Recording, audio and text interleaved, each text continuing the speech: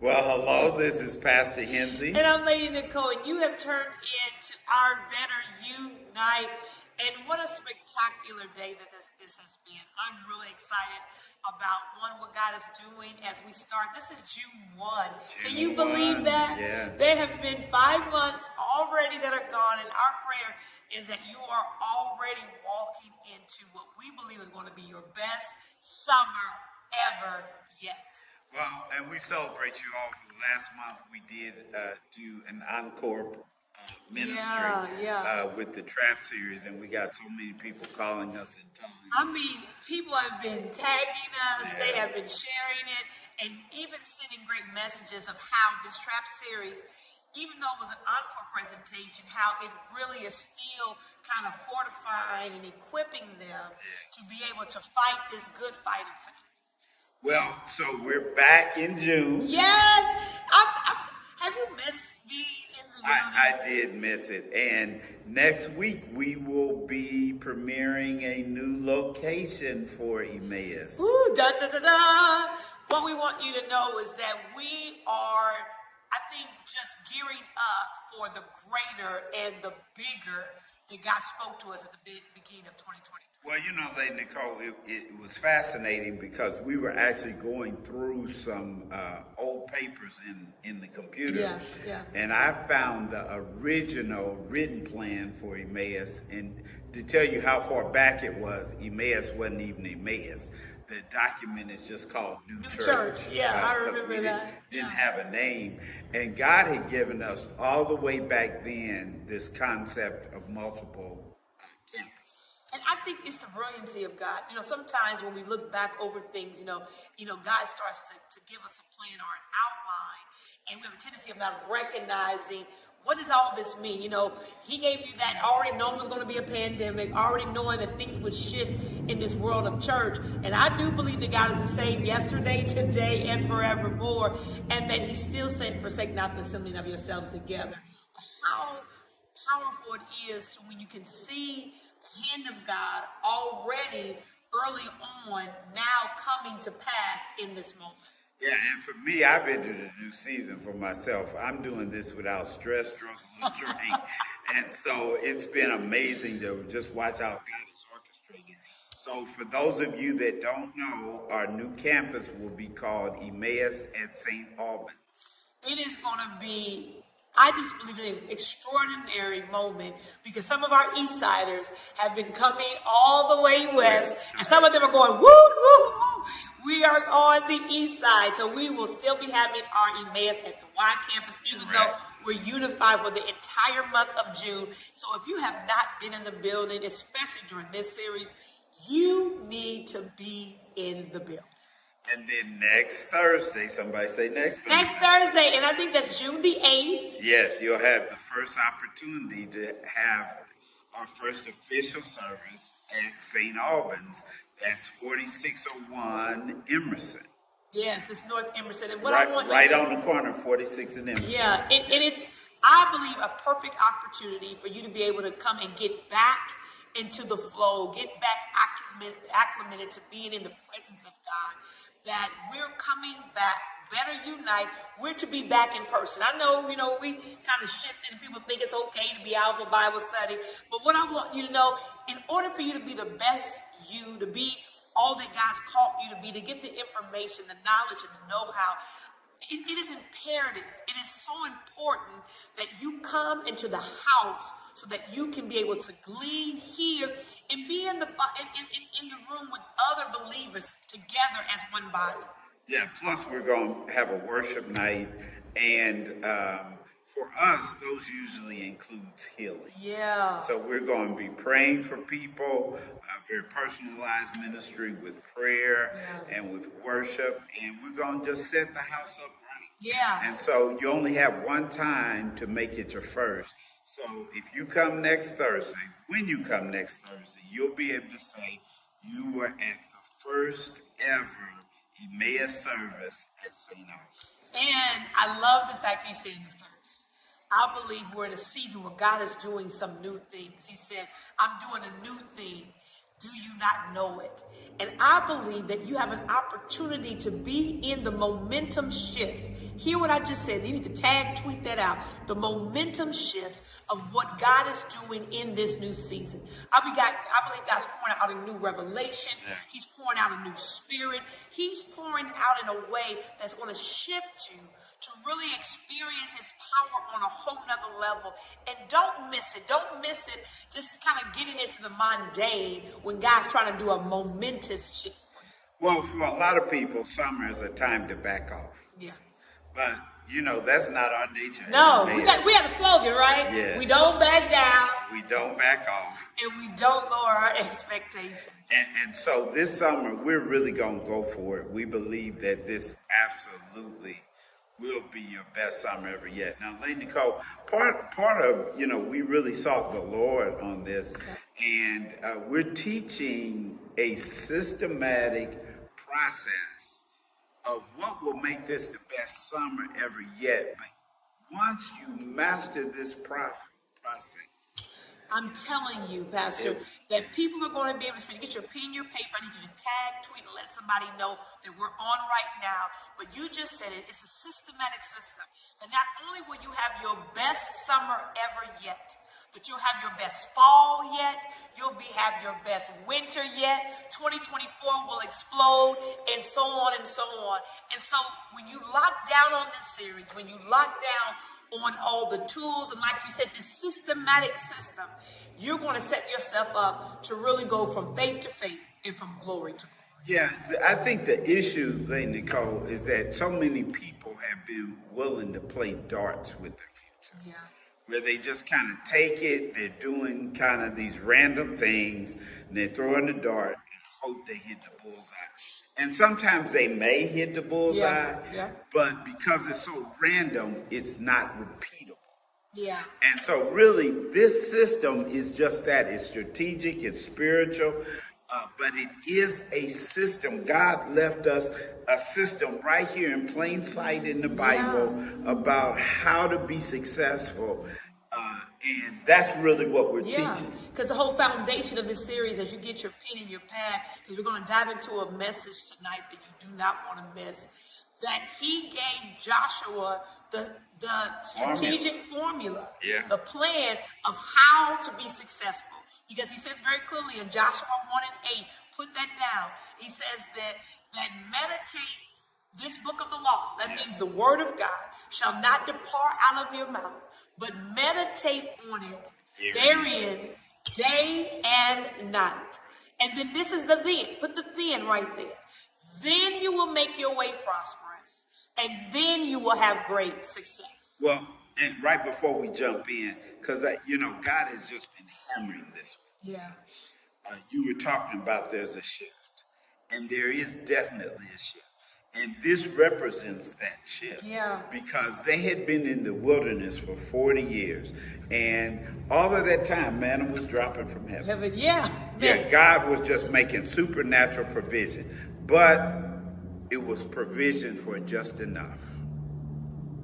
It was that daily bread. He gave them just enough for that day. And they weren't even allowed to collect more than what they needed for that day because they had to learn how to trust God for daily bread. But when they get to the promised land, God is saying, now I've given you the land, now you go work it. And this is the process of working it that will get you to what it is God has. And so like it was said, go ahead and get ready for this unbelievable word tonight that I believe is getting ready to continue to get you the strategy and the structure of how you obtain your best summer ever yet.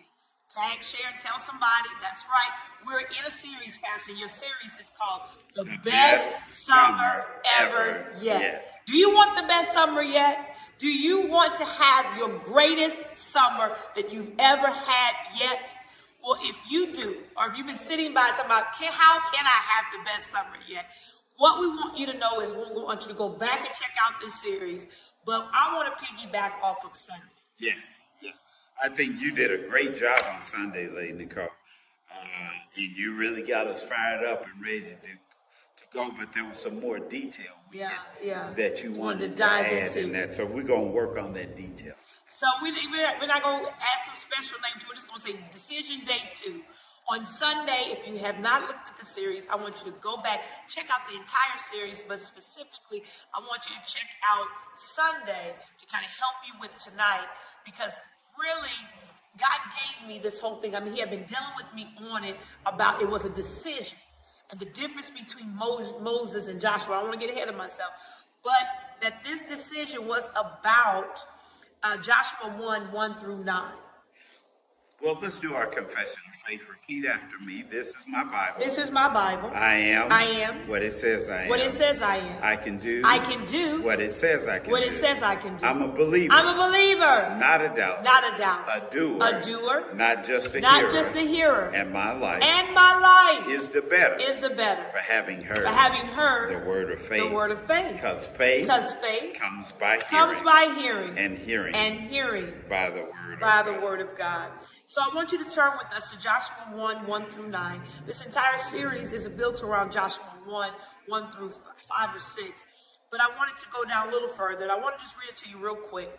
It says, after the death of Moses, the servant of the Lord said to Joshua, son of Nun, Moses' aide, Moses, my servant, is dead. Now then, you and all these people, get ready to cross the Jordan River into the land I am about to give to them. To the Israelites, I will give you every place where your foot sets.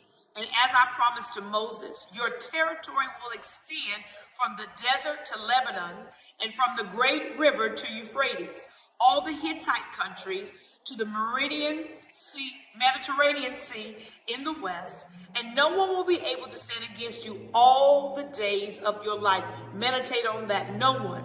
As I was with Moses, so I will be with you. I will never leave you nor forsake you. Be strong. This is the part we talked about. He said, be strong and courageous, because you will lead these people to inherit the land, an inherited land I swore to their ancestors to give to them. Then he reminds him again, be strong and very courageous. Be careful to obey all the law my servant Moses gave you. Meaning he already told you what you should be doing and what you shouldn't be doing. Do not turn from it to the left or to the right, that you may be successful wherever you go. He's already laying out the formula. Keep this book of the law always on your lips. Meditate on it day and night, so that you may be careful to do everything written in it. Then you will be prosperous and successful. Have I not commanded you? Another reminder the third time. Be strong and courageous. Do not be afraid. Do not be discouraged, for the Lord your God will be with you wherever you go. And so we talked on Sunday about Decision Day. I asked you to take out your spiritual letters and write what your intent was, and for you to make a solid decision, because it was truly a decision day of whether you were going to participate in the promise that God has made us, because he spoke to you and said this could and would be our best summer ever yet. Yes. And so part of the point here is that we will say things like that. Say things like, this will be my best summer. But we never even take time to establish what would make this our best summer. We just kind of like throwing stuff up. And even Sunday, we asked people to come up after service. That part wasn't on the video. And you had to be in the building. That's the blessing and benefit of being in the building. And we really anointed each member. They came up and said, this is what I'm believing for.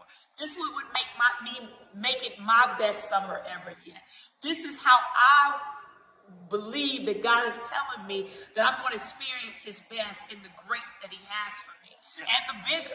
And the process was fascinating to me, Lady Nicole, because you had a line, I had a line, but what we kind of found was some people kind of had a really go for it spirit, and some people were very meek in that, they just wanted to do a little something, and then other people didn't know at kind all. of where, right? Yeah. And it gave us, you and everyone that was there, an opportunity for us to say, let's touch and even agree on that place. Yes. That if Yes. you said, I really don't know what would be my best summer.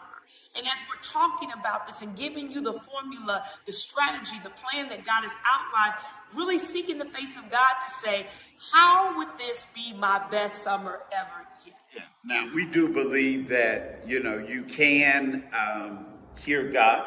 God can give you that. But God also has planted desires in your heart. And it's like learning this process. We just need to start somewhere with learning this process. But it comes down to making a decision. Yeah. And this is Decision Day Part 2. We want you to reason with us from the subject, Decision Day Part 2.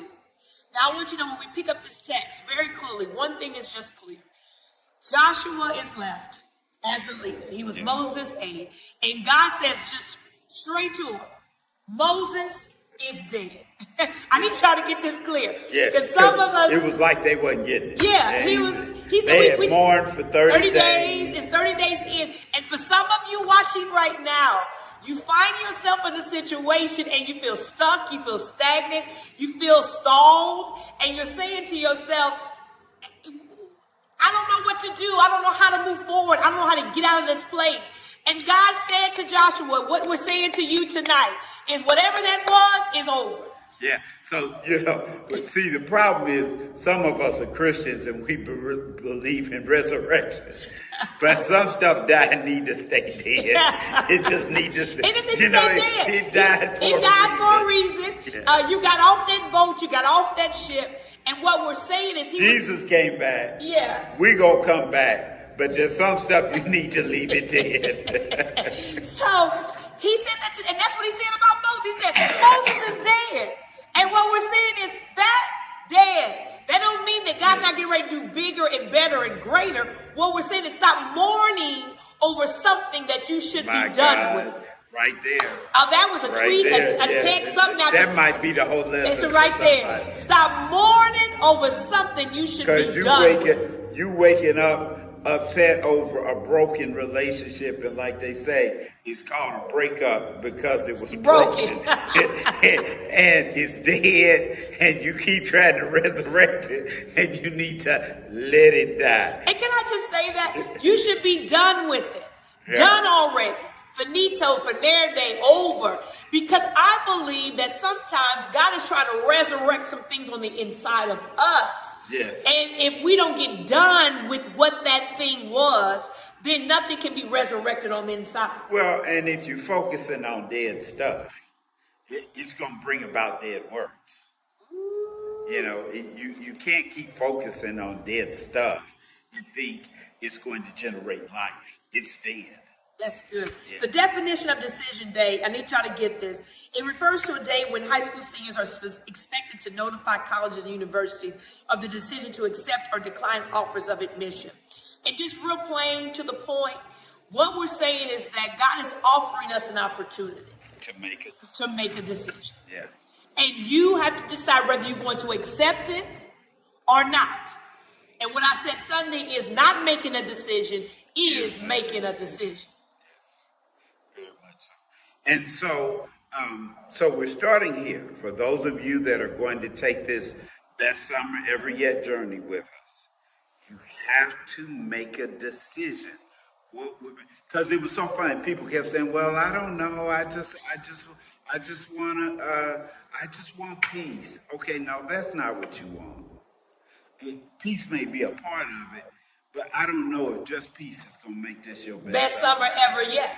What would really, when we talk about just taking yourself beyond where you are right, what would make this your best summer ever yet? And we've made a decision. Yes. We are intentional about this is going to be, and we've had some great summers. Yes. We've had some incredible moments, incredible times where God has done some magnificent and amazing things. But I'm looking to go from glory to glory and from faith to faith. I'm looking for the magnificent. I'm looking for just the miraculous. I'm looking for something beyond what even makes sense. Like your life transforming that changes the trajectory of where I can be by the end of this year. Yeah, and what I can do and the way God can use me and all of that. And so, like I was talking to somebody today, and they were kind of saying, well, I just don't need all that.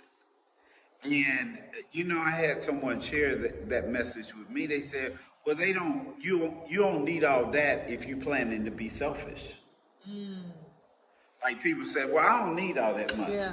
Well, no, you don't need all that money if you was planning to be selfish. If you was going to keep it all for yourself. Right. But if God is asking you to be a blessing to other people, how about you get to the place where you can pay a child's entire tuition? You got enough money for that? Just pay their entire tuition, their room and board, give them money for books and some spending money. Do you have enough money to do that? But I also, like you said, that, and then that we're supposed to be demonstrators in the earth. We should be showing the power of God. Yes.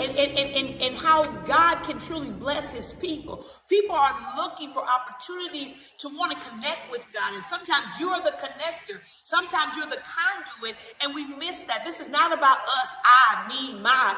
This is about an opportunity to express and show who God is, who he's been to you, the possibilities of what he can transform and make your life become. And in this, one of the main things that he said to Joshua was, he said, Moses is dead. Now it's time for you to get up and gather the people together. And I just wanted, this was something that God just kept hounding on me about, the difference between Moses and Joshua in this moment. Yes. When Moses is asked, that he out there, in the wilderness, in the burning bush in the desert, and God says to him, I want you to go liberate my people. And Moses has 50 million questions. He said, well, who should I say sent me? Well, I can't talk. He's giving him all of these questions and all of these excuses about why he can't get the job done, or why would God even want him to do it. Joshua doesn't do any of that. Yeah. I'm talking to somebody right now. You're asking yourself, why have I not been able to cross over? Why haven't I been able to get to the promised land? Why haven't I been able to get what I believe God said was obtainable for me? It's because you've asked so many questions. You've been doubting your ability to get there. You done gave God 50 million excuses, questions and excuses, questions and excuses. And then you find yourself like Moses. Let's just be clear. Moses was a bad mamma jamma, but Moses didn't make it in. And I really believe the difference between Joshua and Moses, y'all need to write this down, tweet it, is Joshua didn't ask God one question. When God says Moses is dead, get up, he says, arise and gather the people. You know what Joshua did? He got up and gathered the people. Well, I think, Lady Nicole, to some degree, we may be able to discern that Moses had some rebelliousness in him. I mean, if you kind of look at the core of his life, even like when he was in Egypt, he had some rebelliousness in him. I mean, you think about Miriam, his sister, she was rebellious. So there was some rebellion in the family line. Family. And rebellion will make you disobedient. Ooh, that's good. And I think with Moses, even though he ultimately got around to it. That is a tweet. Ultimately getting around to it is disobedience. Yeah. It's kind of like, I see that so often. And we've been, I don't know if we need to go there. We've been actually trying to root that kind of, we call it rebellious, but it also comes across as reluctancy. Yeah. Reluctance and rebellion can cloak they're sometimes. Cousins. They cousins. They can be hanging out the same mamas family. were sisters. Yeah. That's so good. Rebellion and reluctancy. Oh my God, y'all need to tweet that out tonight. This is so good. And what I think we got to recognize is that's part of why Moses didn't make it in. Yeah. Here it is. Think about it, that you obeying God. For a lot of us, we done accepted him as our Lord and Savior. We've been doing some of what God's called us to do, but we still got reluctancy and rebellion hanging out in our address. Yeah, and we make God, so God gives you a direction, and he got you. He got to explain himself. You know, it's like in the movies. This used to always irritate me when like somebody shooting at somebody and they'll tell them get down. The person pop up and go, why?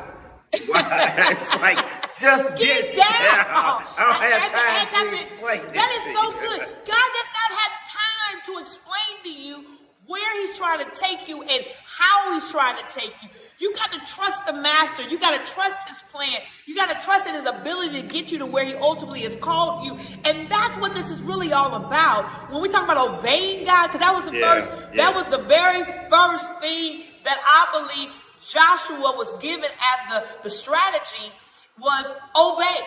Yeah. He didn't ask him, well, God, why? Well, what do you mean? He just said he arose and gathered the people. He said, look. Well, it's trusting God enough to obey. Yeah. You know, because really kind of the foundation of that disobedience is you don't trust God.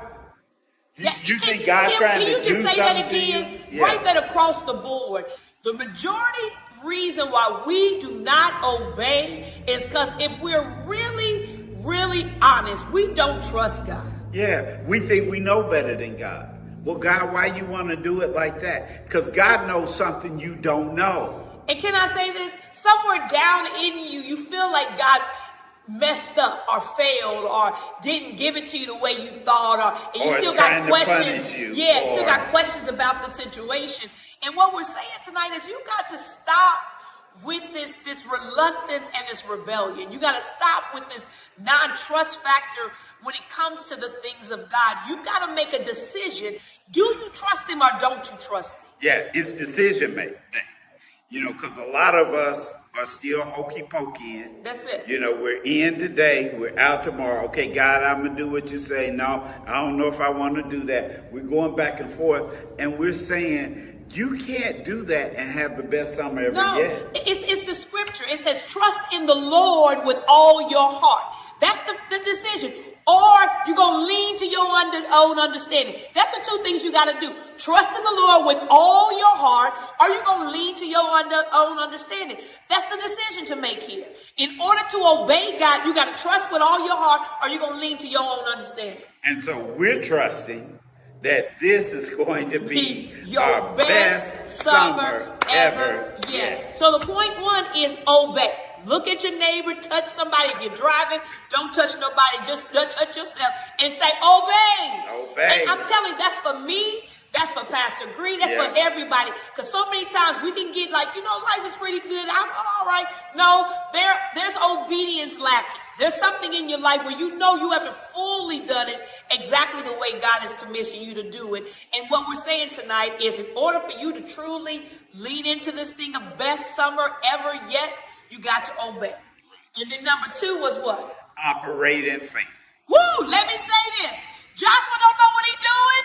Joshua ain't never led before. He been Moses' aide. It says Moses' aide. It was Moses' assistant.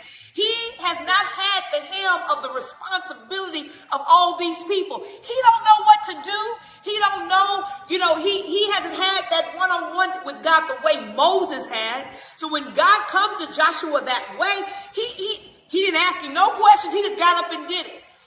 And watch this. But he said, as I was with Moses, so shall I be with you. And that goes for you too. God's not a respecter of person.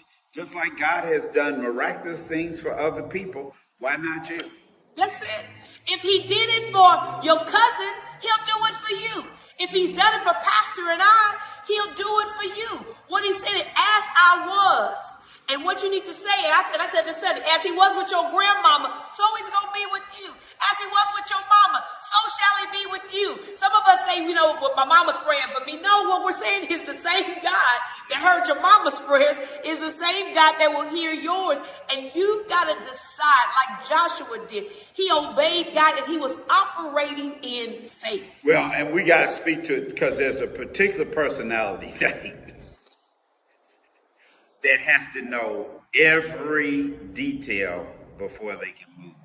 And what I'm saying is, you can't operate in You got to know know. every It's not detail. faith Yeah. if you know every detail. No, even in this process, when you look at this thing, when Joshua goes and he goes to Ai first, and then he ends up going to the walls of Jericho. Well, he goes to Jericho first, then Ai. Yeah, I'm sorry. Yeah, recognizing that there were moments where he's still working through his faith process. Yeah, he didn't know what, and the directions don't make sense. Exactly. Don't make sense. And he's still following, operating in faith. When they're walking around the walls of Jericho, he's operating in faith. He don't know what's getting ready to go down. And I'm sure the people at Jericho were kind of amused. They were probably making fun of him, but he was operating in faith. And so you got to get to that space. We've been talking about this, of making yourself of no reputation. Don't worry about what other people think about your summer. This is how you doing your summer, or what your summer looks like, or the fact that it don't make sense that you could come out of this better than you went in it. Because then, even as you're operating in faith, the third thing is you got to outlast the desire to quit.